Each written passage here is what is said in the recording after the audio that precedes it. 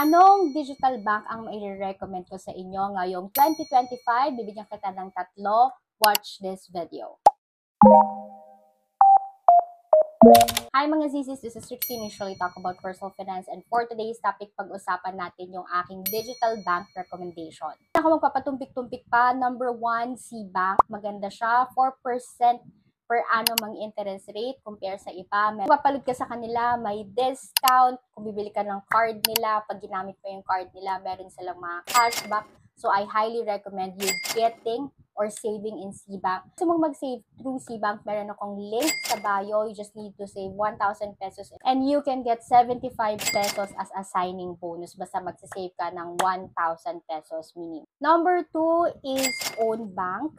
Sa Own Bank naman, ang maganda sa kanila is yung pag nagta-transfer ka ng pera from Own Bank to other banks, wala din silang bayad. Meron silang mga time deposit na pag nag-time deposit ka, you can earn as much as 5.8% per annum. Meron pa yan 30 days, 60 days, 90 days at iba't iba pa. Depende, mas matagal mong isi-save sa kanila, mas malaki yung interest. Referral system din nila. Kung nakakapag-refer ka sa kanila, you can get 40 pesos regardless kung magkano yung isi-save, basta ma-refer mo sila. Wala din silang minimum amount kung magkano yung isi-save mo sa kanila.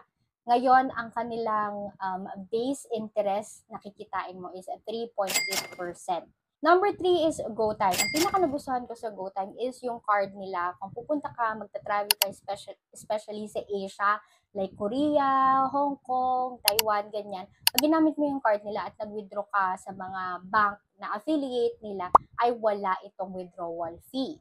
Meron din silang parang US time deposit. So, yung pera mo, i-change siya to US dollars, tapos pwede mo siyang i-deposit, which is pwede ka rin kumita. Currently, ang interest nila ay 3.5% per annum. Meron ka ring option na paghiwa-hiwalayin yung savings mo kasi meron kang, I think, up to 4 na gusto mo mag-save for a certain things like car, kung may gusto kang bilihin, pwede kang magkaroon ng sariling account for that. So, those are the 3 digital banks na mai-recommend ko sa inyo. Lahat yan, meron akong link sa bio. So, kung gusto nyo mag-open, punta lang kayo sa aking profile, then open an account. Yun na, makakapag-save ka na sa kanila. If you like this type of video, don't forget to like and follow for more.